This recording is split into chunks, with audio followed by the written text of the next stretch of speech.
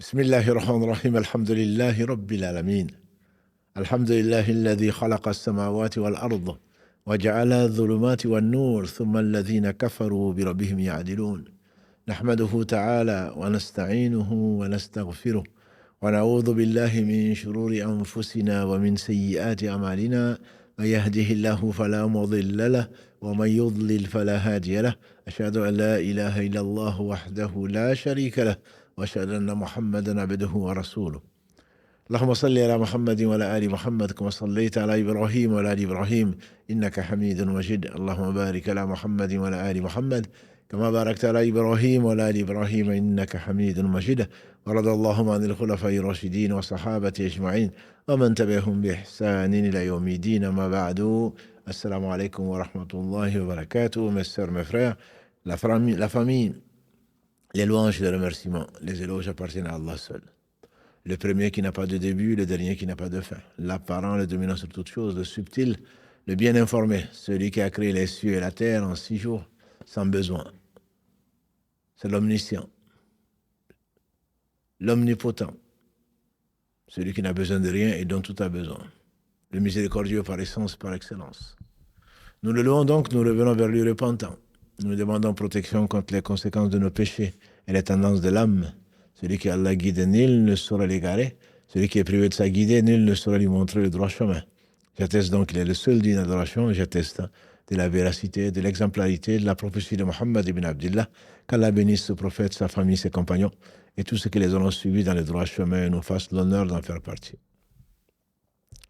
Bienvenue dans ce live du mercredi, qui n'est pas le live diffusé par les uns et les autres sans permission, et qui, comme nous l'avons dit, souligné samedi dernier, se multiplie actuellement. Qu'Allah en fasse l'occasion pour guider les uns et les autres, et les personnes qui, en tout cas, utilisent ce qui ne leur appartient pas, courent un risque qu'Allah les réforme, qu'il nous réforme, et qu'il nous rappelle dans les meilleures conditions le devant qu'Allah subhanahu wa ta'ala. Un jour, yawma la yanfa'u malun wala banoun. Allah met dans la bouche d'Ibrahim alayhi salatu wassalam dans la sourate 26, versets 88 à 89. Yawma la yanfa'u malun wala banoun illa man ata Allah biqalbin salim. Le jour où ni les biens ni les enfants ne serviront à quoi que ce soit, sauf celui qui rencontre Allah avec un cœur sain. La série du mercredi donc a été intitulée La médecine du cœur. Et le jeûne, entre autres, est un moyen qu'Allah subhanahu wa ta'ala nous a donné pour purifier le cœur, justement pour le rendre sain. En effet, comme il l'affirme et sa parole est vraie, le jour de la résurrection, ni les biens, ni les intentions, ni les enfants, ni qui que ce soit ne pourrait servir à quoi que ce soit, si ce n'est celui qui rencontre Allah avec un cœur sain. Un cœur sain, c'est un cœur qui est pur. Pur parce qu'il a dévoué ce morceau de chair qui, quand il est sain, tout le corps est sain. Et quand il est corrompu, tout le corps est corrompu, comme nous l'a enseigné le meilleur des hommes, Muhammad sallallahu alayhi wa sallam. Un cœur sain, c'est un cœur qui est rempli d'amour. Rempli d'amour d'Allah subhanahu wa ta'ala, que d'amour d'Allah subhanahu wa ta'ala. Allah l'a purifié et il a extirpé les 2 maladies dont souffrent les cœurs. Les shubuhat, les tentations sataniques, que l'on traduit parfois par les idées fallacieuses, les shubuhat, et ceci, et pourquoi cela, est-ce que c'est vrai, etc. La certitude qu'Allah a donnée, éduqué les prophètes, alayhi salam, et leur a accordé, c'est ce qui servira ce jour-là. C'est la certitude qu'Allah seul mérite l'adoration. Qu'Allah nous fasse mourir dessus. Ce cœur qui est rempli d'amour pour Allah subhanahu wa ta'ala et qui aime nécessairement obéir. De l'obéissance d'Allah subhanahu wa ta'ala, de l'éloignement de ce que Allah n'aime pas. Parce que quand on aime ce que celui qu'on aime. Et on déteste ce que celui qu'on aime déteste.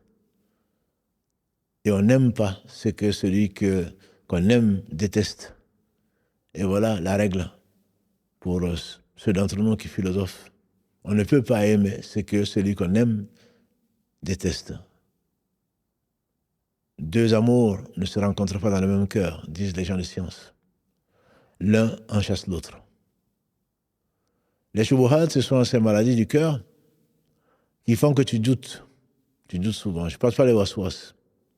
Les waswas, ce sont des insufflations sataniques qui témoignent de ta foi. Mais il faut les chasser rapidement. Les shubuhat, ce sont les choses, ah oui, est-ce que c'est vrai? C'est bien vrai que l'au-delà existe. Au cas où ce ne serait pas le cas, qu'est-ce qu'on ferait? Ce serait une perte de temps. Quand ceci s'établit, ce sont des shubuhat, des ambiguïtés, on traduit parfois. Et les shahawat, Allah nous a créé, fa'alhamaha fujuraha wa taqwaha, cette âme qui habite le cœur peut être soit purifiée, c'est ce qu'on demande à Allah subhanahu wa ta'ala et qui a tout fait descendre pour les purifier, ces âmes, soit alors sont perverses, qu'Allah nous en préserve. Et c'est ça le cœur qui est malade ou qui est mort.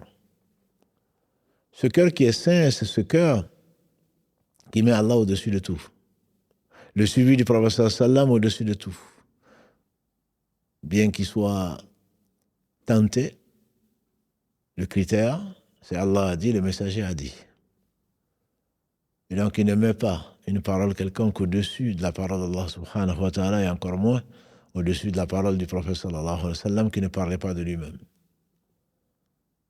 Le cœur qui a oublié son Seigneur parce qu'il ne le connaît pas, celui-là est rempli de tentations, de shahawat. Ce sont les tentations, les passions, les désirs immédiats qui remplissent le cœur, de telle façon que le cœur ne voit pas. Le cœur est comme mort. Quant au cœur malade, qui est le cas de beaucoup d'entre nous, c'est celui qui a perdu l'équilibre. Il a les deux tentations. Il est malade parce que l'équilibre a été rompu. C'est un cœur qui connaît Allah un peu, des fois. C'est un cœur qui aime Allah, parfois. On le voit pleurer, on le voit donner, on le voit jeûner, on le voit prier. Mais en même temps, les tentations sont énormes et le terrassent parfois. Et c'est le cœur de beaucoup d'entre nous. On ne peut pas dire que quelqu'un n'aime pas Allah. N'est-ce pas que quelqu'un, du temps du prophète sallallahu alayhi wa sallam, il était ivre. Ivre pas chez lui, mais dans la rue. On l'a ramené et le prophète sallallahu alayhi wa sallam lui a appliqué ce qu'Allah a révélé. Et il y a un des compagnons qui a dit qu'Allah te maudisse. Et le prophète sallallahu alayhi wa sallam lui a dit, n'aide pas Shaitan sur ton frère. Est-ce que tu ne sais pas qu'il aime Allah et son messager? Ça, c'est le prophète sallallahu alayhi wa sallam qui dit, il était ivre. C'est pour cela qu'on ne peut pas juger. Allah seul sait juger. Il était ivre, mais le prophète sallallahu alayhi wa sallam a dit, est-ce que tu ne sais pas? La meilleure des éducations, ne sais-tu pas qu'il aime Allah et son messager? Donc c'est ce cœur qui est malade. Il aime Allah. J'ai vu des gens récemment qui pleuraient quand on parle d'Allah, qui ont donné ce qu'ils ont donné. Mais en même temps, c'est les gens peut-être qui font la prière à l'heure. C'est les gens peut-être qui sont désobéissants vis-à-vis père et mère. C'est les gens peut-être qui font du tort à eux-mêmes en faisant du tort à autrui. Ils aiment Allah, mais en même temps, ils sont tentés et ce cœur n'a pas été nourri assez de la connaissance d'Allah, de l'amour d'Allah, au point que quand le désir vient, le désir prend le dessus. Ils chassent cet amour qui est réel, mais cet amour qui est éphémère dans le cœur. Et c'est ainsi que quand l'amour de ce bas monde, l'amour des désirs, l'amour des tentations prennent le dessus et continuent à prendre le dessus, le cœur meurt. Quand c'est à l'inverse, malgré les tentations, et grâce à Allah subhanahu wa ta'ala, aux efforts que Allah fait faire à la personne, parce qu'on ne peut pas faire des omelettes sans casser les œufs, nous on veut ce bas monde et l'au-delà. Alors, prends la parole du prophète sallallahu alayhi wa sallam, quand un homme est venu le trouver en lui disant, d'après Sahal ibn Sa'ad as-Sa'adi, Un homme est venu trouver le prophète sallallahu alayhi wa sallam, il a dit, donne-moi un conseil. Je veux qu'Allah m'aime et que les gens m'aiment. Il a dit, abandonne ce bas monde, Allah va t'aimer. Abandonne ce que les gens possèdent, les gens vont t'aimer. Donc il y a un effort, effectivement, si tu veux que les gens t'aiment, abandonne ce qu'eux ils aiment. Or, ce qu'ils aiment, c'est les futilités, c'est les choses éphémères, c'est les désirs, c'est les passions, c'est l'argent, c'est la gloire, c'est les femmes, c'est la notoriété, etc., etc. Si tu aimes ça, certainement, tu vas mettre cela au-dessus de l'amour d'Allah subhanahu wa ta'ala, et c'est lui qui va chasser l'amour d'Allah subhanahu wa ta'ala. Quand ce sont ces désirs qui chassent, bien entendu, le cœur finit par mourir, malgré ses prétentions. Et on trouve, et j'en ai entendu parler, des gens qui disent « je n'arrive plus à aimer Allah et pourtant, je fais ma prière, je fais mon jeûne, mais je n'arrive pas. » Parce que le cœur a choisi, le cœur il est mort, on a'udhu billah. Celui qui fait vivre le cœur, c'est Allah subhanahu wa ta'ala. Et quand Allah, par sa grâce, fait revivre le mort, notamment un cœur qui est mort, alors très certainement, il le reconnaît et revient vers Allah subhanahu wa ta'ala repentant. Et les méthodes pour le faire sont celles qui sont enseignées non par les cardiologues, qui soignent les maladies du cœur, mais pas celles-ci. Ces maladies sont soignées par la révélation. Parce que c'est Allah qui sait, et c'est Allah qui a révélé comment ces cœurs peuvent revivre. Notamment dans la sourate 10, verset 57.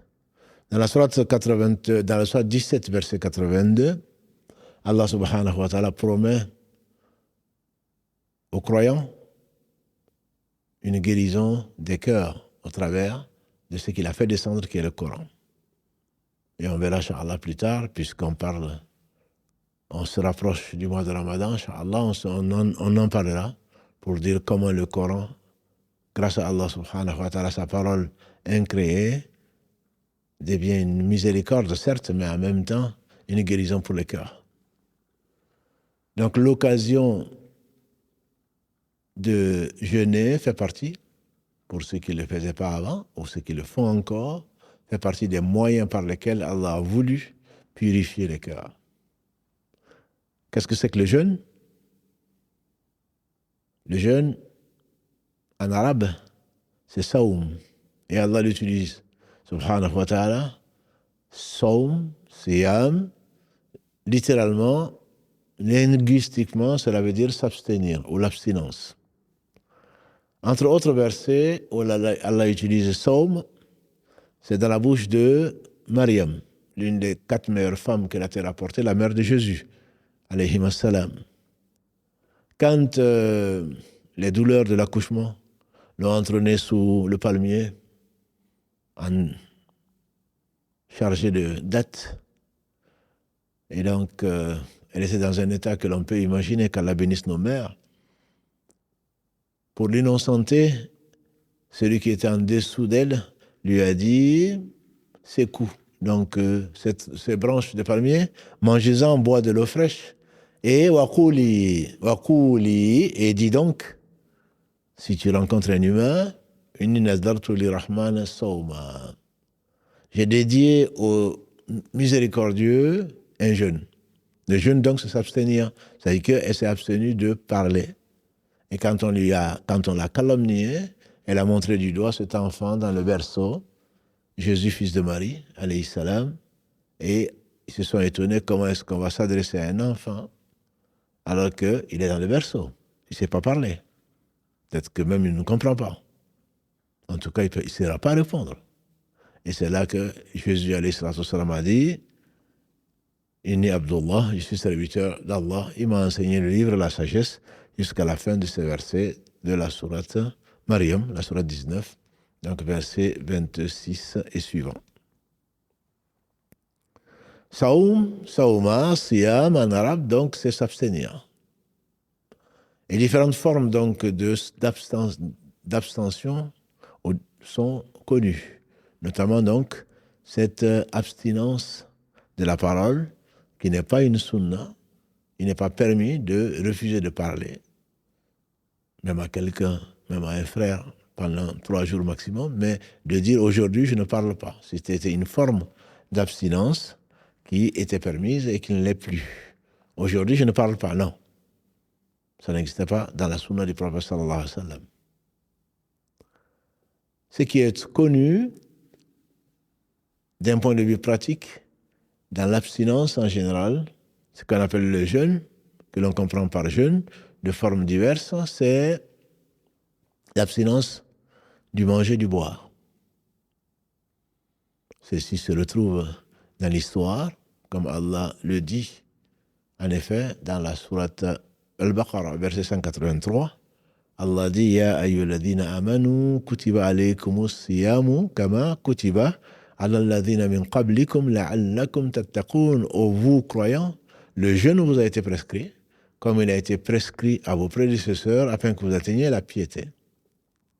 Ça, c'est le verset 183 de la sourate Al-Baqarah, sur lequel on reviendra, inch'Allah, souvent, ces différentes semaines, en rapport notamment avec le mois de Ramadan, inch'Allah.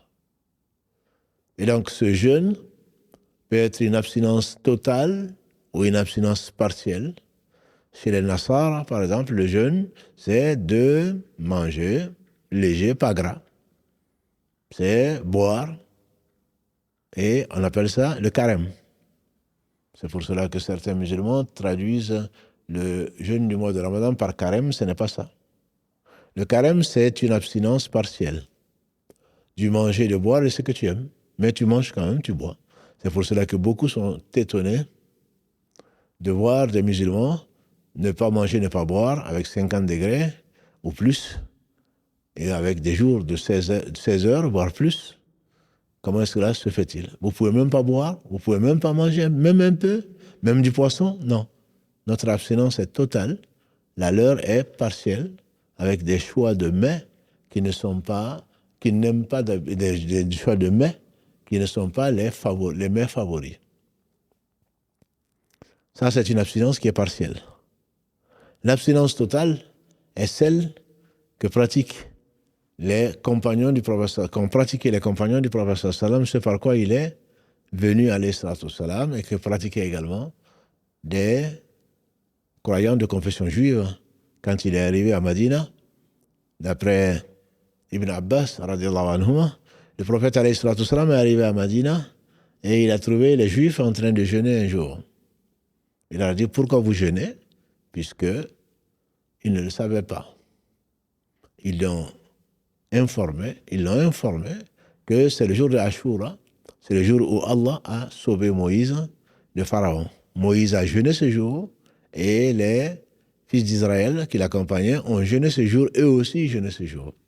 Et le prophète sallallahu alayhi wa sallam a envoyé un muezzin, mu'adhin, dire dans la ville de Médine qu'aujourd'hui c'est un jour de jeûne, que celui qui n'a pas mangé, qu'il jeûne, et celui qui a mangé, qu'il s'abstienne de manger jusqu'au coucher du soleil, parce que c'est un jour de jeûne, c'est le jour de Ashura, dont le jeûne est récompensé par Allah subhanahu wa ta'ala par le pardon, donc une purification, le pardon des péchés véniels, des péchés mineurs d'un an, de l'année dernière, de l'année passée. Les polythéistes également jeûnaient.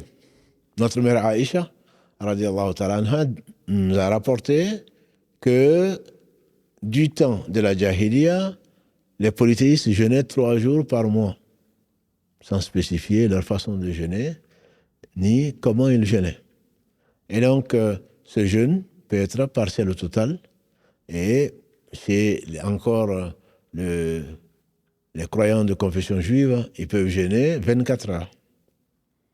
Le temps étant 24 heures. Le prophète sallallahu alayhi wa sallam nous a enseigné un jeûne qui commence avec le lever de l'aube, pas le lever du soleil, comme on peut entendre chez certains ignorants, y compris présentateurs de télé. Le ramadan, ils vous diront, c'est l'abstinence du manger, du boire, du lever du soleil au coucher du soleil, ce qui est absolument faux. C'est du lever de l'aube, 1 heure et demie avant le lever du soleil, jusqu'au coucher du soleil.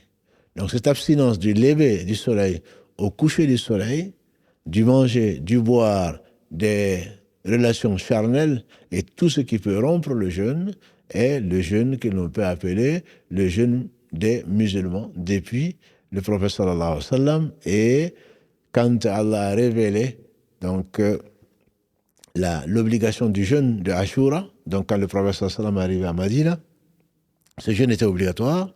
Et l'année d'après, le deuxième lundi du mois de Sha'ban, de l'année 2 de l'Échir, mois de Sha'ban dans lequel nous sommes, de l'année donc 2 de l'Échir, de la fuite du prophète sallallahu alayhi wa sallam et ses compagnons, Allah a instauré l'obligation du jeûne, obligation partielle, comme on le verra, Inch'Allah, pour celui qui peut le faire et qui veut le faire avec compensation possible.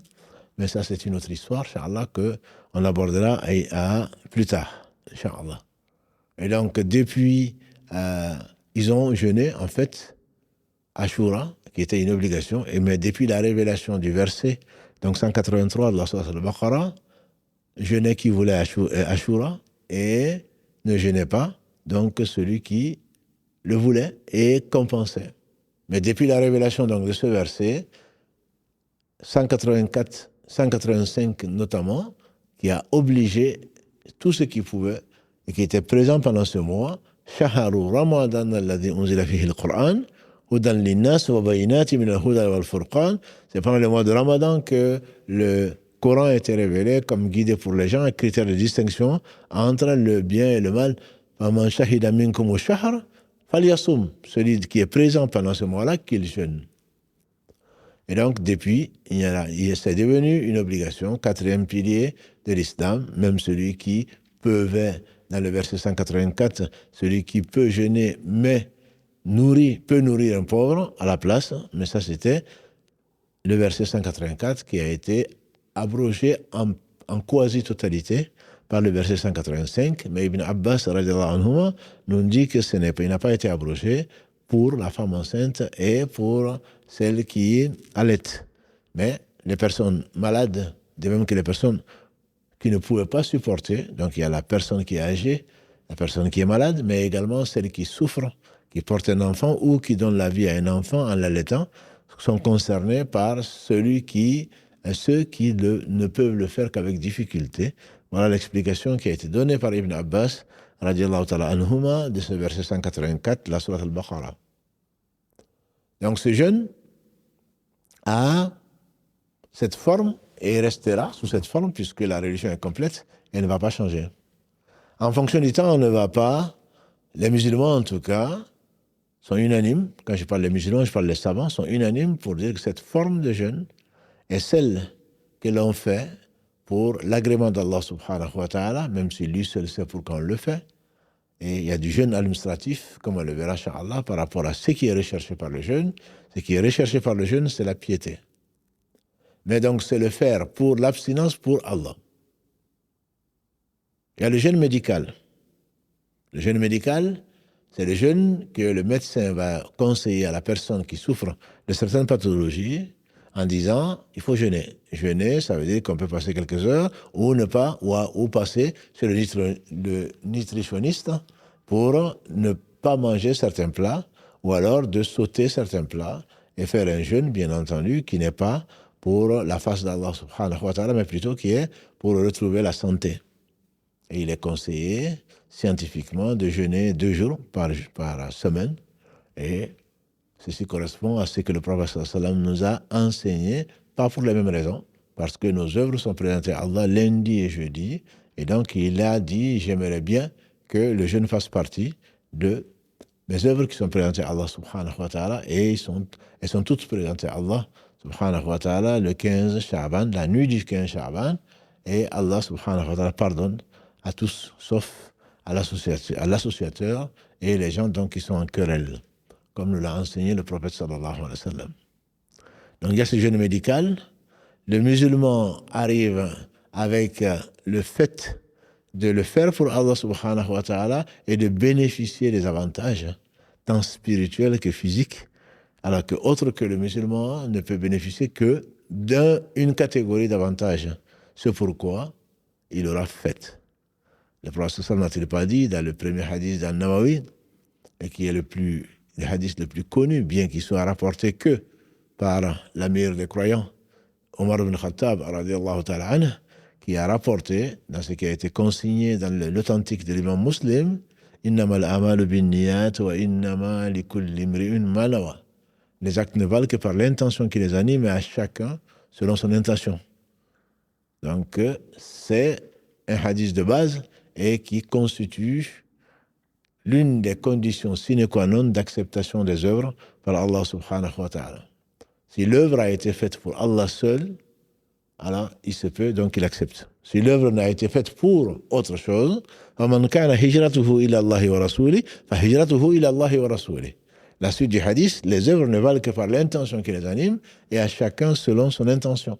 Celui qui fait la hijra pour Allah et son messager, il sera récompensé pour avoir fait la hijra pour Allah et son messager. Celui qui a fait la hijra pour ce bas monde, qui s'est déplacé parce qu'il voulait mieux vivre, s'est déplacé parce qu'il est parti pour une femme. Pour ce bas monde où une femme, sa hijra sera comptée comme ce pourquoi il a fait la hijra.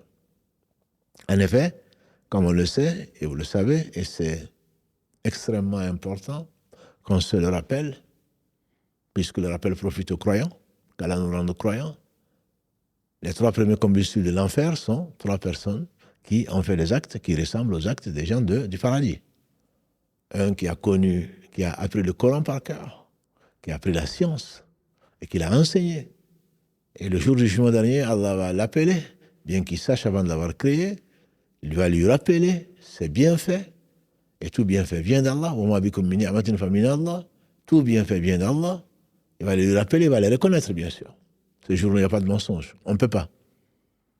Le pied va parler, la peau va témoigner, les yeux vont témoigner. Donc, on ne peut pas refuser. Il va reconnaître cet homme que les gens appelaient un homme de bien, un savant. Allah va lui dire, qu'est-ce que tu as fait, les bienfaits que je t'ai donnés? Il va dire, tu as envoyé un livre merveilleux. Je le lisais matin et soir, je l'ai retenu par cœur, je l'ai enseigné pour toi. Allah dira, tu mens. Les anges diront, tu mens. Et tu n'as fait ça que pour qu'on dise, voilà quelqu'un qui connaissait le Coran par cœur. Et ceci a été dit, et aujourd'hui chez moi, tu n'as que l'enfer, on va le traîner sur le nez et on va le jeter dans l'enfer. Il fait partie des 3 premiers combustibles du feu parmi les compagnons du prophète sallallahu alayhi wa sallam. Puisque c'est la communauté de Mohammed sallallahu alayhi wa sallam qui sera la première jugée. C'est elle également qui sera la première à rentrer au paradis. Qu'Allah nous compte parmi ceux-là. Et qu'il nous fasse miséricorde, qu'il nous fasse rentrer au paradis sans nous demander des comptes. Donc c'est l'important, c'est pour cela que quand s'il y a quelqu'un qui doit te surveiller, c'est bien toi-même. Le muraqaba, sache, inna Allah kana alaykum raqiba. Le prophète sallam lisait souvent au début de ses discours, ce premier verset de la sourate 4, les femmes, et qui finissait par inna Allah kana alaykum raqiba. Allah, certainement, Allah surveille particulièrement ou tout le temps vos œuvres. Kana alaykum, c'est-à-dire que Allah subhanahu wa ta'ala vous observe, on traduit parfois, mais c'est de la surveillance qui est permanente, puisqu'il sait tout. Les anges ont été chargés de le faire, et Allah n'a pas besoin d'anges. Donc si tu fais une chose, tu le fais pour autre que Allah subhanahu wa ta'ala, ou pour Allah et quelqu'un d'autre, Allah le laisse à celui pour qui tu le fais avec lui. Je suis le plus riche, dit-il, et c'est vrai, de tout point de vue. Je suis le plus riche des gens à qui on associe. Celui qui m'associe autre dans son œuvre qui m'est destinée, je le laisse à celui qu'on m'a associé. Donc ça, c'est un des 3 premiers combustibles de l'enfer quand on en préserve. Pour revenir à notre sujet, puisque notre sujet n'est pas l'ostentation, notre sujet, c'est donc le jeûne. Donc c'est celui qui jeûne pour l'agrément d'Allah subhanahu wa ta'ala avec foi et avec espoir de la récompense. Celui qui jeûne avec foi, c'est une chose. Mais le prophète sallam a couplé les deux. La foi, quand tu jeûnes que pour Allah. Tu sais qu'il t'a réservé le meilleur. Et tu sais que ce qu'il t'a ordonné, ce n'est que pour ton bien. Tu sais que ce qu'il t'a ordonné, il n'est pas injuste. Et tu sais que cet ordre, si grâce à lui, tu arrives à l'accomplir, va te purifier ici-bas avant que tu bénéficies de sa miséricorde dans l'au-delà pour entrer au paradis. Parce que ne rentre au paradis que ceux qui sont purs. Ne rentre au paradis que ceux qui sont purs, ce qui veut dire que tu ne seras hôte du paradis que quand tu seras purifié. C'est la raison pour laquelle Allah fait passer certains en enfer, car il nous en préserve, pour les purifier, parce qu'ils n'ont pas été purifiés dans ce bas monde. Ibn Qayyim, qu'Allah le fasse miséricorde, disait, et vous le savez, qu'il y a 3 fleuves par lesquels Allah fait passer les gens dans ce bas monde. Celui qui meurt alors qu'il n'a pas été purifié, il passera nécessairement par l'enfer pour le purifier. Parce que pour entrer au paradis, il faut être pur. Il n'y a que les bonnes paroles et les paroles pures qui montent vers Allah. Les mauvaises paroles, les mauvaises œuvres ne montent pas vers Allah. Il n'y a que l'âme pure que Allah subhanahu wa ta'ala permet, après sa mort, d'atteindre le premier ciel et qui va s'ouvrir, et ensuite le deuxième, ensuite le troisième, jusqu'au 7e, et ensuite Allah va dire inscrivez cette âme dans les illiyin, dans donc les gens du paradis. Et ensuite l'âme descend dans le corps une fois enterrée et sera interrogée sur son Seigneur, sa religion, qu'est-ce qu'il pense de cet homme, Muhammad sallallahu alayhi wa sallam. Les 3 fleuves, faut-il les rappeler, sont les bonnes œuvres. Les bonnes œuvres effacent les mauvaises, dit Allah subhanahu wa ta'ala. Al-hasanat yudhibu as-sayyi'at. La bonne action efface la mauvaise. La deuxième purification, ou deuxième moyen de purification, c'est le repentir. Après le repentir, il n'y a pas de péché. Quel que soit le péché, quelle que soit la grandeur du péché, Allah est bien plus miséricordieux que la mer est bien plus que tout. قُلْ يَا عِبَادِيَ الَّذِينَ أَسْرَفُوا عَلَى أَنفُسِهِمْ لَا تَقْنَطُوا مِنْ رَحْمَةِ اللَّهِ إِنَّ اللَّهَ يَغْفِرُ الذُّنُوبَ جَمِيعًا إِنَّهُ هُوَ الْغَفُورُ الرَّحِيمُ. Dis aux mes serviteurs qui se sont fait outragement tort, jamais ne désespérez de la miséricorde d'Allah. Allah pardonne tous les péchés. Il est celui qui pardonne, le miséricordieux. Verset 53 de la sourate 39, Az-Zumar. La bonne action efface la mauvaise action. La bonne action est récompensée par Allah de 10 à 700 fois, voire plus. Elle n'est bonne que l'action qui est faite pour lui seul et qui a suivi la sunna du prophète sallallahu alayhi wa sallam. Le repentir sincère, et on est souvent revenu dessus, on reviendra, Inch'Allah, également dessus, en préparant l'entrée de ce mois, si Allah nous fait l'honneur et la miséricorde de vivre jusqu'à ce Ramadan, parce que cela ne garantit à personne. Le repentir sincère également efface les péchés et tous les péchés.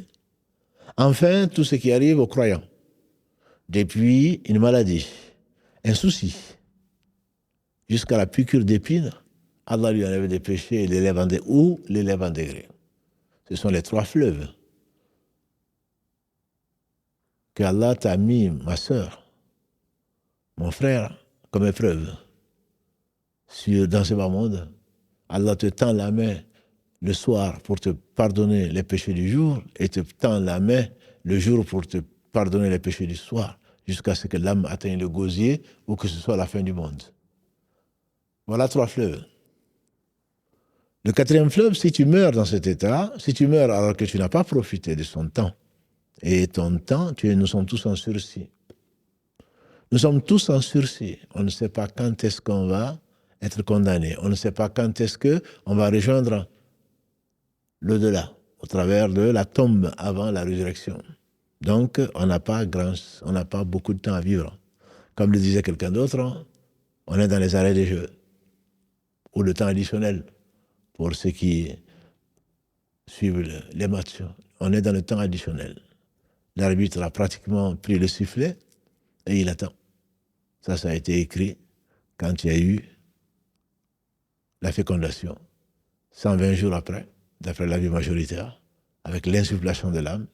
Mais Allah, bien entendu, 50 000 ans avant qu'il n'ait créé les cieux et la terre, avait décrété ce jour-là, la façon et où on va mourir. Donc nous sommes en sursis en attendant de rejoindre Allah subhanahu wa ta'ala qu'on espère quand on dira Ya ayatum nafsul mutama'inna, irji'i ila rabbiki radiyatan mardiya, ô âme apaisée, âme saine, retourne près de ton Seigneur qui t'agrée et que tu agrées.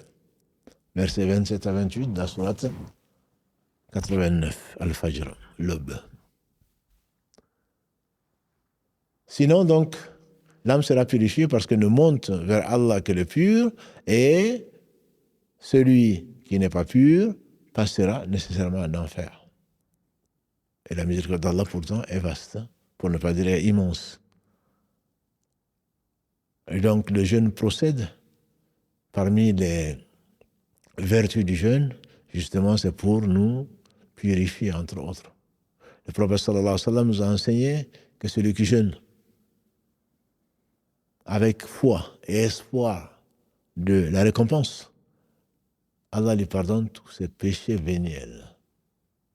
Tous ses péchés véniels, qui ne sont pas les péchés majeurs pour lesquels il faut un repentir sincère. Même si ce n'est pas repenti de ses péchés, la prière, a dit le prophète sallallahu alayhi wa sallam, de la Jumu'ah à la Jumu'ah, du vendredi au vendredi, du Ramadan au Ramadan, de la Umrah, d'une Umrah à une autre, les péchés véniels sont pardonnés, les péchés sont pardonnés plutôt si on évite les péchés majeurs. Donc tout ceci, c'est pour nous purifier. Et c'est la raison pour laquelle Allah, dans sa miséricorde, a prescrit le jeûne par pure miséricorde. Il y a des péchés qui ne sont pardonnés que par le jeûne. Le prophète sallallahu alayhi wa sallam conseille à quelqu'un, jeûne parce qu'il n'y a pas d'équivalent. Il lui demande conseil. Et nous attestons qu'il a conseillé sa communauté. C'est ce qu'on dit. Il a bien conseillé la communauté, sa communauté, sallallahu alayhi wa sallam. Ce jeûne donc pratiqué avec amour d'Allah subhanahu wa ta'ala, foi en ce qu'il a révélé et espérant sur sa récompense. Quelles sont les récompenses ou quels sont les mérites du jeûne? Je ne parle pas du jeûne du mois de Ramadan seulement, ça on y reviendra inchallah. Mais le jeûne en général, et nous sommes dans un mois de jeûne. Le prophète alayhi salatu wassalam, d'après Oussama ibn Zayd, il a dit au prophète alayhi salatu wassalam, Ya Rasulallah sallallahu alayhi wa sallam, je te vois jeûner le mois de Sha'aban dans lequel nous sommes aujourd'hui, dans le mois de Sha'aban, comme je ne te vois jeûner aucun autre mois, à part Ramadan. Il dit effectivement, c'est un mois qui passe inaperçu pour beaucoup de gens. C'est le mois pendant lequel nos œuvres sont présentées devant Allah. Et j'aimerais que le jeûne en fasse partie, parce que le jeûne n'a pas d'équivalent. Ça, c'est un autre hadith, le jeûne n'a pas d'équivalent. Notre mère Aïcha, conseillée dans l'authentique d'Al-Bukhari, qu'Allah lui fasse miséricorde ainsi qu'à tous nos savants, confirme ce dire de Oussama en disant je n'ai pas vu le prophète sallallahu alayhi wa sallam jeûner un mois entier sauf celui du mois de Ramadan. Mais le mois qui jeûnait le plus en dehors du Ramadan, c'était le mois de Sha'aban. C'était le mois de Sha'aban qui est le 8e mois et nous sommes à quelques semaines donc du Ramadan qui est le 9e mois. Le jeûne, pas forcément celui du Ramadan, le jeûne, celui qui jeûne un seul jour pour Allah. Celui qui jeûne un seul jour pour Allah, Allah éloigne sa face du feu ou de l'enfer, de la distance de 70 années de marche. Un de nos frères jeunes qui aime bien le calcul dit que cela correspond à combien de 3 millions, je pense, de kilomètres. Si tu prends la marche d'un homme moyen, 70 années de marche correspondent, dit-il, correspondraient à 3 millions de kilomètres. Pour chaque jour jeûné, Allah éloigne ta face de l'enfer de 70 années de marche. Ça fait partie des avantages ou des mérites donc du fait de jeûner un seul jour. Le jeûne est une protection, a dit le prophète sallallahu alayhi wa sallam, est une protection contre le feu, comme la protection de l'un d'entre vous dans la guerre. Quand tu te protèges contre les flèches et les lances avec un bouclier, le jeûne est un bouclier contre le feu, afin que Allah subhanahu wa ta'ala te préserve donc du feu, et ce n'est pas peu dire. Le jeûne purifie, le jeûne fait te faire entrer au paradis, entre guillemets. À cause du jeûne, Allah subhanahu wa ta'ala te fera miséricorde et te fera rentrer au paradis. Le prophète, alayhi salatu wassalam, dans ce qui a été rapporté par les deux, il a dit, il y a une porte au paradis, il y en a 8 au total, il y a une porte au paradis qui s'appelle Ar-Rayyan. Seuls les jeûneurs rentreront par cette porte. Allah dira, subhanahu wa ta'ala, bien qu'il sache où sont les jeûneurs. On se lèvera et il dit rentrez par cette porte. Chaque porte a des spécificités. Abu Bakr Siddiq radiallahu ta'ala a posé à la question au professeur sallam qui lui avait dit au cours d'une assise, ceux qui ont excellé dans la sadaqa vont être appelés par la porte de la sadaqa, par la porte de l'aumône, de la générosité. Ceux qui ont excellé dans la lutte pour la face d'Allah subhanahu wa ta'ala pour que sa parole soit la plus élevée seront appelés par cette porte, etc. Donc chacune des 8 portes a une spécificité. Celle réservée aux jeûneurs et aux seuls jeûneurs, a dit le prophète sallam. On dira où sont les jeûneurs, on va se lever, Allah va dire rentrez par cette porte-là. Et ensuite, quand nous rentrerons, Inch'Allah, la porte va se fermer. Et nous rentrerons par cette porte, a-t-il confirmé, que des gens qui ont jeûné. Donc le jeûne est un moyen que Allah nous a prescrit pour entrer au paradis, pour nous éloigner de l'enfer, pour en faire une protection contre l'enfer, et bien d'autres mérites, alhamdoulilah, que l'on trouve dans le jeûne. Le jeûne a également, comme nous l'avons vu dans la série d'avant, 3 personnes Allah a promis à 3 personnes de ne pas rejeter leur invocation, parmi lesquelles le jeûneur. Le jeûneur, dans une des versions, à la fin du jeûne, à la fin de la journée. Dans une autre version, le jeûneur. Donc certains savants ont dit, c'est tant qu'il jeûne, il est donc il s'inscrit dans la catégorie de personnes dont les invocations ne sont pas rejetées. Qui dit invocation non rejetée, dit une faveur particulière dont nous devons profiter pour demander à Allah de nous faire entrer au paradis sans nous demander des comptes. Pour demander à Allah de faire de ce bas monde un tremplin pour nous vers l'autre monde. Pour demander bonheur dans ce bas monde, bonheur dans l'au-delà. C'est lui le maître de tous les mondes et donc de toute la création. Tout a été créé sauf lui, subhanahu wa ta'ala. C'est le Seigneur de la création, le Seigneur des univers.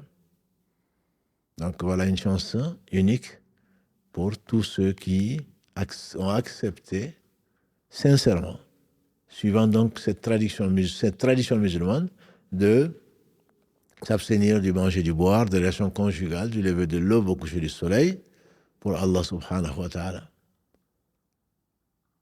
Il y a différentes formes de jeûne. Ne pensons pas que jeûner est toujours permis, jeûner est toujours recommandé. Il y a le jeûne qui est obligatoire. C'est le jeûne de Ramadan. 4e pilier, l'islam est basé sur 5 piliers. L'attestation qu'Allah seul mérite l'adoration, que Mohammed est son messager, un pilier est le plus important, ce qui fait de nous des musulmans. Le fait de pratiquer la prière régulièrement, à temps, avec ses conditions, ses piliers et ses attitudes nobles de la sunna. Le fait de donner la part du pauvre, la zakat, pour se purifier, une autre façon de purifier l'âme. Le fait de jeûner le mois de Ramadan, a-t-il dit, et d'aller visiter la maison d'Allah subhanahu wa ta'ala, la première et la meilleure de ces maisons sur terre, qui est la Kaaba, en actuelle Arabie Saoudite, pour celui qui a les moyens. Donc ça, c'est un jeûne qui est obligatoire. Et également obligatoire pour l'expiation, celui qui a commis un certain nombre de péchés, dont le fait d'avoir des relations charnelles avec son épouse en journée de Ramadan.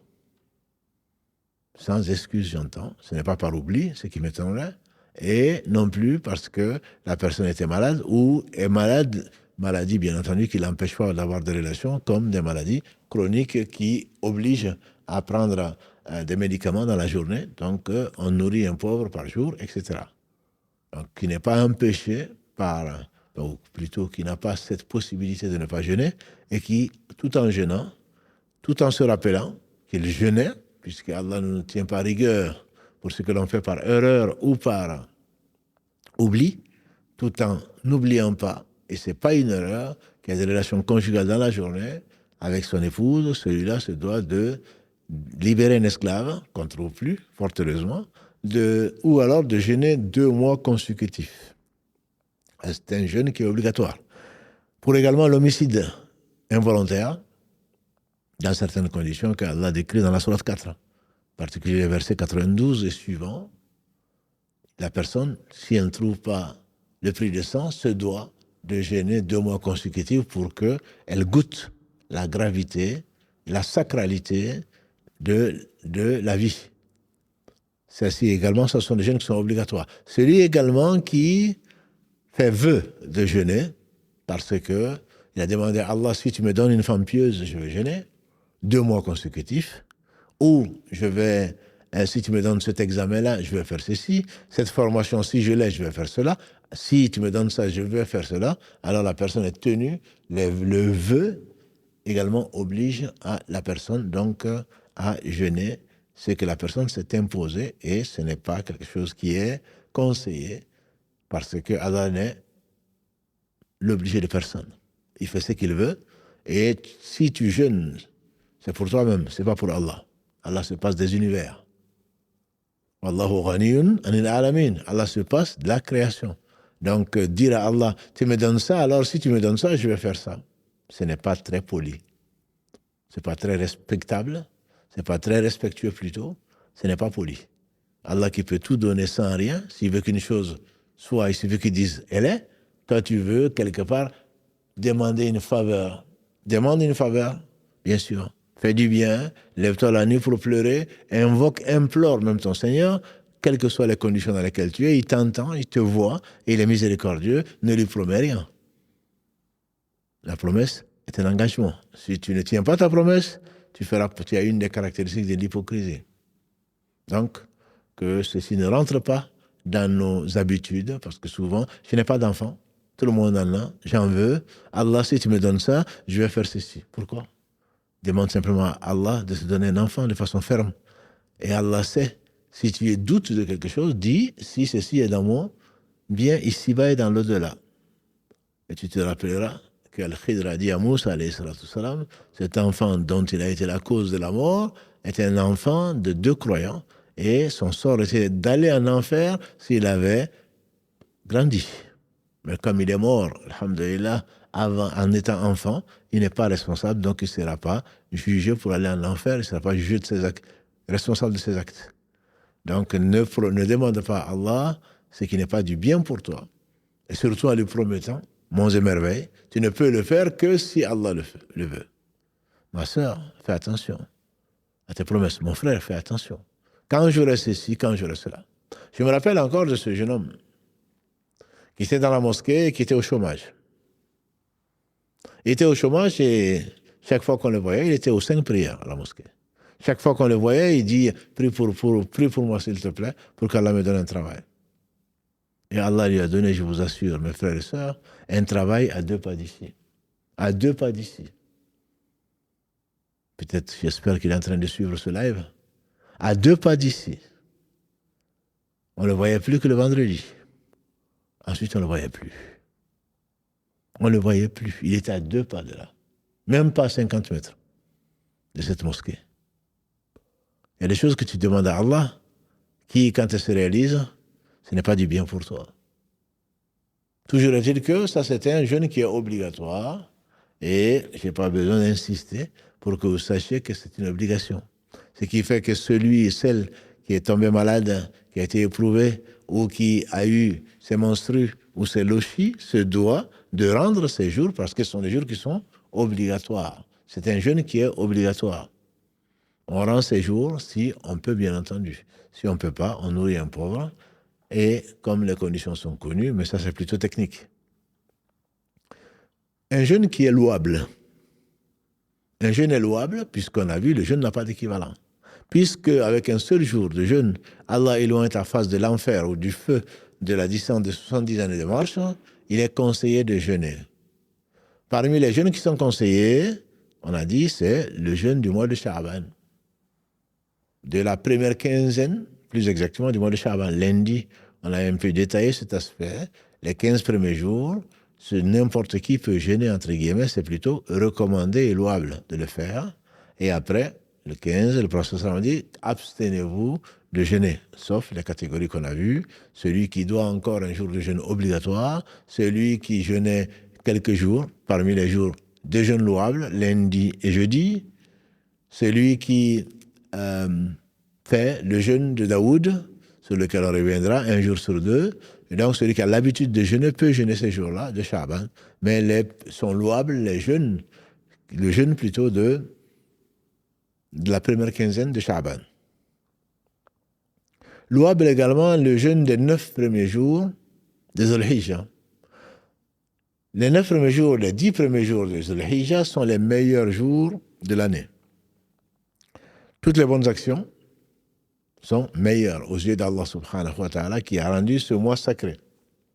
12e, il y a mis le Hajj, et le meilleur de ces jours, c'est le 10e, qui est le jour de l'Aïd, qui est le jour de la fête de Tabaski, ou le jour de l'Aïd al-Adha. Et donc, jeûner. Certaines épouses du prophète sallam ont rapporté que le prophète sallam jeûnait les 9 jours. Pas que le jeûne, bien sûr, les prières qui y sont faites, la lecture du Coran, tout bien qui est fait sera récompensé comme Allah seul le sait, le généreux par excellence et par essence. Parmi les jeûnes qui sont louables, c'est le jeûne du mois de Muharram. Le prophète nous a enseigné que le mois de Muharram, qui est le premier, après Dhul Hijjah, le premier mois de l'année musulmane, c'est le meilleur mois pour le jeûne en dehors du Ramadan. Ramadan, bien entendu, était dédié tout entier au jeûne. Mais pour un jeûne qui est louable, donc qui n'est pas obligatoire, c'est le mois de Muharram. Particulièrement, on a déjà vu Ashura, le 10, donc, du mois de Muharram.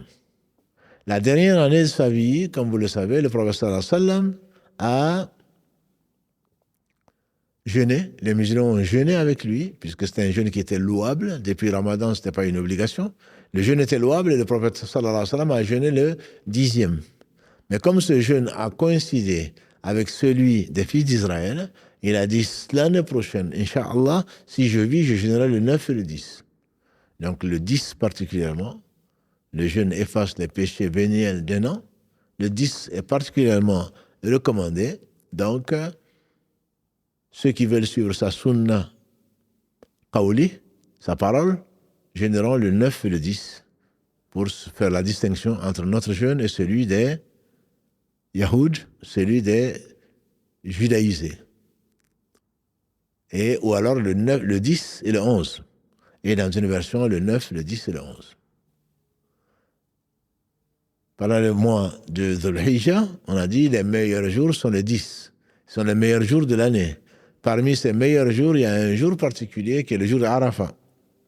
Le jour de Arafat est le jour où celui qui est présent sur la plaine de Arafat, à côté de la Mecque, ajoute à vraiment celui qui est présent.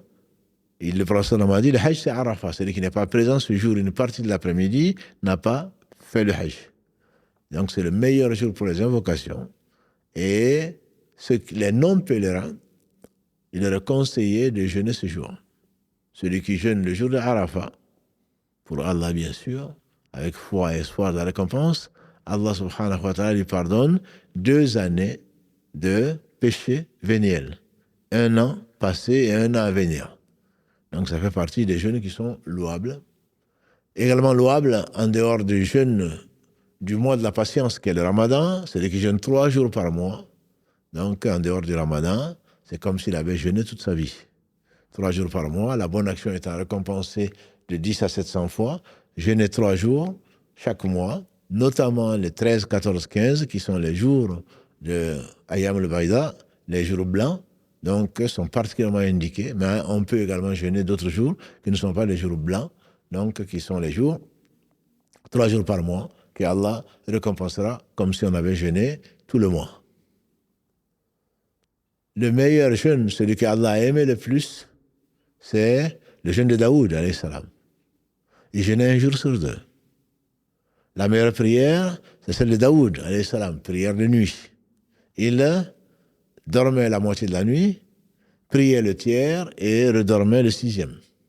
C'est ce qui a été rapporté par l'imam al-Bukhari et d'autres concernant le meilleur jeûne, c'est celui-là. Et quand Abdallah bin Amr bin As, radiallahu anhuma, un jeune scribe, il écrivait, il savait écrire, et le prophète sallam a dit, Abdallah, j'ai entendu que tu jeûnes tous les jours et que tu pries toute la nuit. Il a dit oui, il dit jeûne, contente-toi de jeûner 3 jours par mois. Il a dit je peux faire plus. Jusqu'à ce qu'il dise jeûne un jour sur 2. Il dit je peux faire plus. Le prophète sallallahu alayhi wa sallam lui a dit tu ne peux pas faire mieux que le prophète d'Allah, donc Daoud, qui jeûnait un jour sur 2.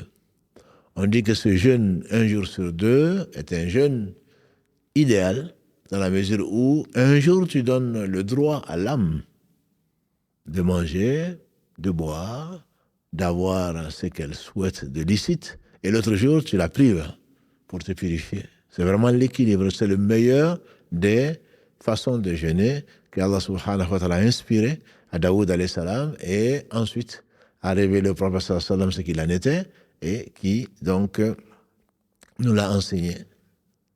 La deuxième raison pour cela, pour que ce soit le meilleur jeûne plutôt, c'est donc le fait également que c'est la plus difficile, entre guillemets. L'âme, on n'habitue pas l'âme soit à manger, soit à priver. Et on sait que l'âme a des droits. Ton corps a des droits sur toi, ta famille a des droits sur toi et Allah a des droits sur toi. À chacun, donne-lui ses droits. Donc on ne va pas toujours empêcher l'âme on ne va pas toujours brimer l'âme parce que l'âme va se révolter. Quand on dit je ne mange pas, quand on dit je ne bois pas, je ne me marie pas, ce sont des choses qui ne correspondent pas à notre nature. Et le meilleur d'entre nous, qui connaissait mieux son Seigneur et qui était le plus pieux d'entre nous, c'est Mohammed sallallahu alayhi wa sallam. Il a dit celui qui s'écarte de ma façon de vivre n'est pas de notre. Donc, le jeûner un jour sur 2, c'est vraiment le maximum à faire. Ça, ce sont les jeûnes qui sont louables. Il y en a 10, citent certains savants. Et il y a des jeûnes, donc, qui sont interdits, tout simplement. Il y a des jeûnes qui sont interdits. Parmi les jeûnes interdits, c'est le fait de jeûner toute l'année. Jeûner toute l'année est interdit. Le prophète sallallahu alayhi wa sallam a dit, celui qui jeûne toute l'année n'a pas jeûné. C'est comme s'il n'a pas jeûné. Donc Allah n'accepte pas ceci, c'est quelque chose qui est interdit. Le jeûne de la femme en état de menstru ou de lochi est également interdit. Le prophète sallallahu alayhi wa sallam a dit, n'est-ce pas que, quand il a visité l'enfer, pour justifier la présence donc, de celle qui y était, il a dit, n'est-ce pas que vous ne jeûnez pas et vous ne priez pas pendant vos périodes donc, de menstru, par exemple, ou de lochi. Ça fait partie des jeûnes qui sont interdits. Ça fait partie des jeûnes donc qui sont interdits, le jeûne des 2 fêtes également. L'imam Muslim, qu'Allah lui fasse miséricorde, rapporte que le prophète sallam a interdit de jeûner le jour de la fête de la Tabaski et également la fête du Ramadan. Aïd al-Fitr et Aïd al-Adha, il a interdit de jeûner. Celui qui jeûne ce jour n'aura pas d'autre récompense qu'un péché. Non seulement il a eu faim et soif, c'est le jour du manger et du boire, non seulement il a eu soif et faim, mais en plus il a pris un péché. Et Allah donc n'accepte pas son jeûne parce qu'il a désobéi au prophète sallallahu alayhi wa sallam en jeûnant ces jours-là. Et également interdit le jeûne des 3 jours qui suivent l'Aïd al-Adha, qu'on appelle Ayam Tashriq. C'est les jours du manger et du boire et donc de se reposer. Donc le 11, 12 et 13 du mois de Dhul Hijjah, du dernier mois, il est interdit de jeûner. Celui qui jeûne ces jours-là, donc va très certainement prendre des péchés, puisqu'il a désobéi au prophète sallallahu alayhi wa sallam.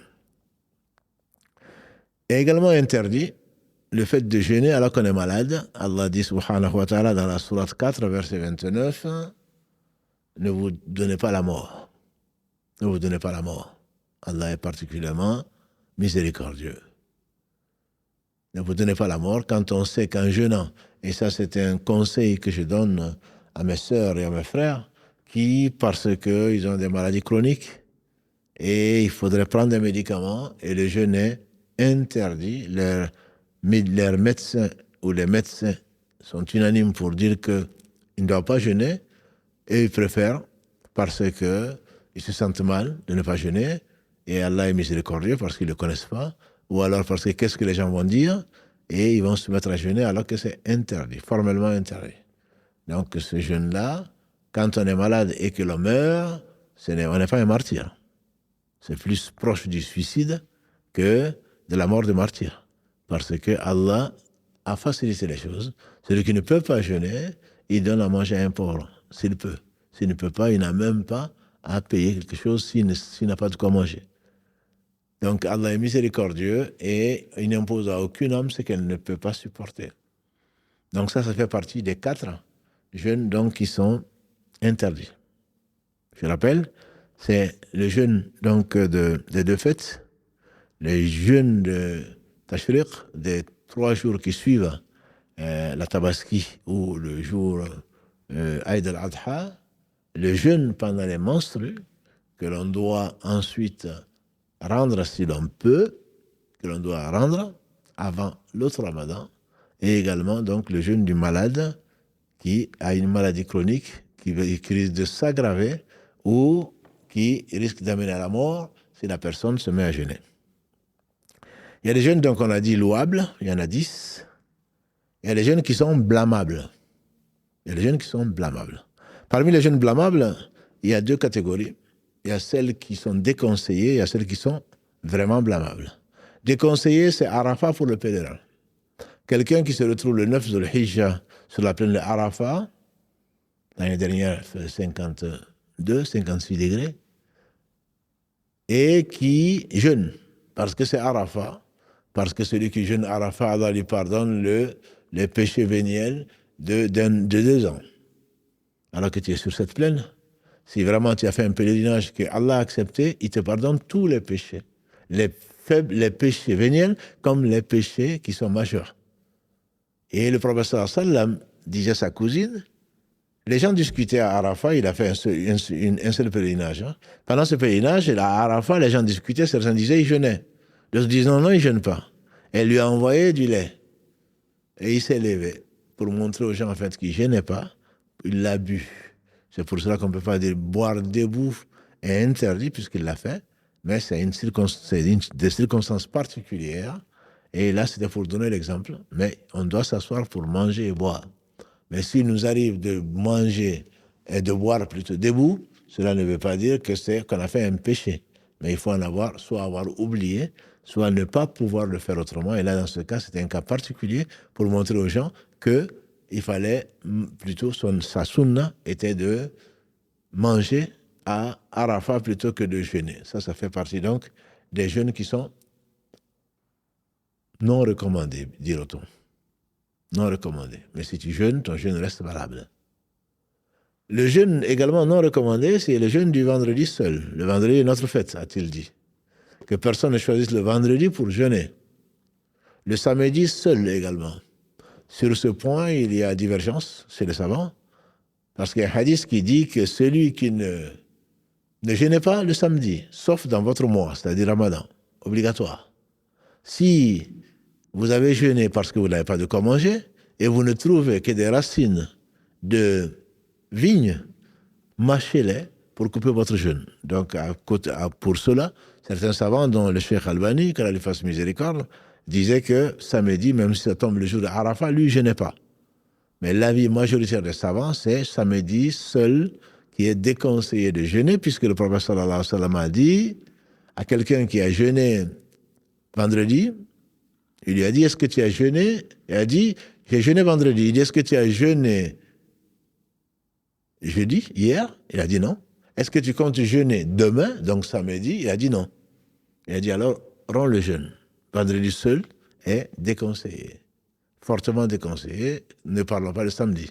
Samedi, c'est très fortement déconseillé quand on ne jeûne que le samedi, sauf, la majorité des savants disent que sauf si c'est un jour spécial, comme si le samedi, si Ashura, le 10 Muharram, ou Arafat, le 9 Dhul-Hijjah, tombe un samedi, là tu peux jeûner, donc le samedi seul, parce que c'est un jour particulier dans l'année, et là tu peux le faire, mais ne jeûne pas samedi spécialement.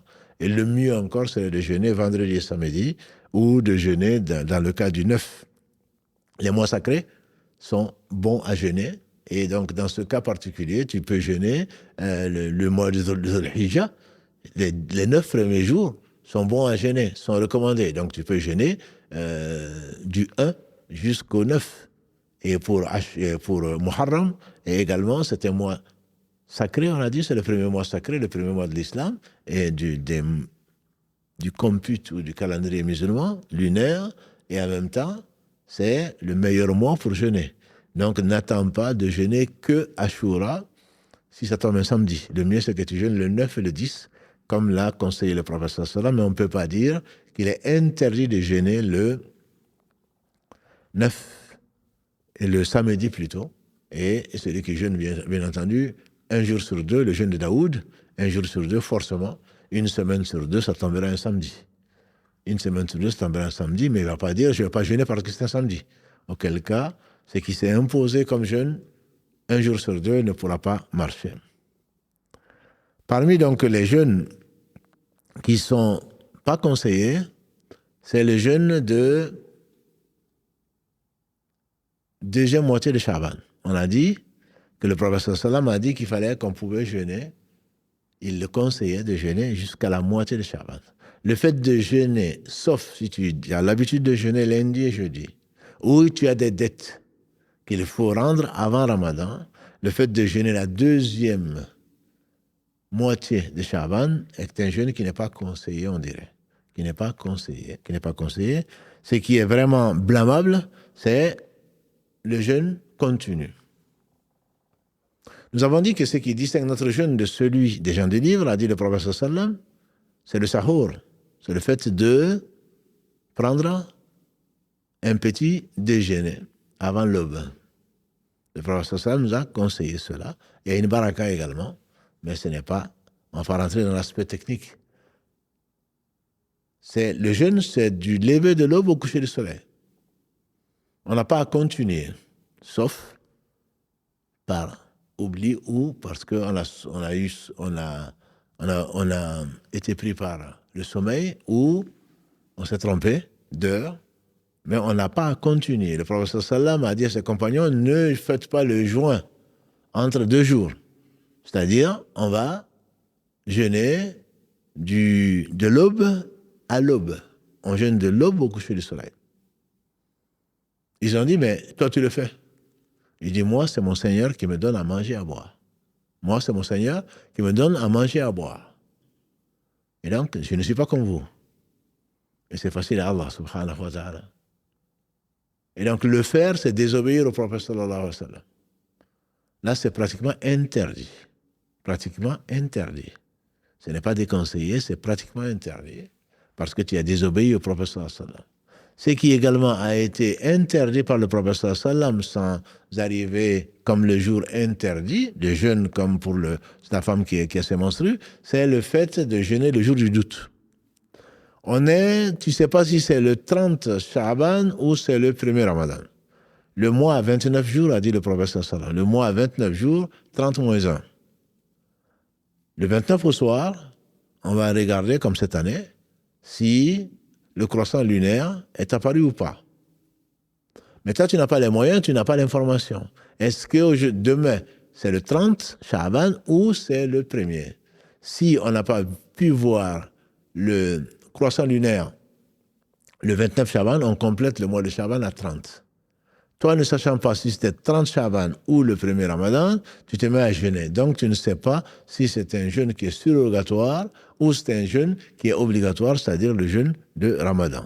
Si tu fais cela, très certainement, tu as fait ce qu'il ne faut pas faire. Et ça, c'est interdit. Abu Huraira, radiallahu ta'ala, il a dit que le prophète sallallahu alayhi wa sallam, il dit celui qui jeûne le jour de doute aura désobéi à Abul Qasim, c'est-à-dire Muhammad Rasulullah sallallahu alayhi wa sallam. Ce qui est également interdit, c'est le jeûne de toute l'année. Tu peux beaucoup jeûner. On a dit que Daoud jeûnait un jour sur deux. Tu peux même jeûner plus, si tu veux, bien que ce ne soit pas conseillé. Mais jeûner toute l'année, celui qui a jeûné toute l'année n'a pas jeûné.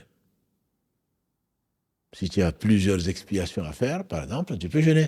Si tu as juré à Dieu ou tu as promis à Dieu que si tu es une femme pieuse, tu vas jeûner 6 mois consécutifs, ben tu dois jeûner 6 mois consécutifs. Sauf maladie, tu dois jeûner 6 mois consécutifs. Mais le faire comme un principe, j'ai un frère qu'Allah le bénisse et le réforme. On m'a dit qu'il jeûnait tous les jours, sauf les 2 jours, sauf l'Aïd, les jours interdits, l'Aïd, el-Fitr, l'Aïd al-Adha et les 3 jours de Tashriq. Quand on m'a dit ça, je me suis fait inviter chez lui.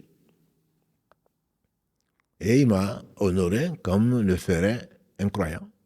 Il m'a donné à manger, parce que je suis venu le visiter. Il a dit, mange, moi je ne mange pas. J'ai dit, pourquoi? Il dit, parce que je jeûne. J'ai dit, non.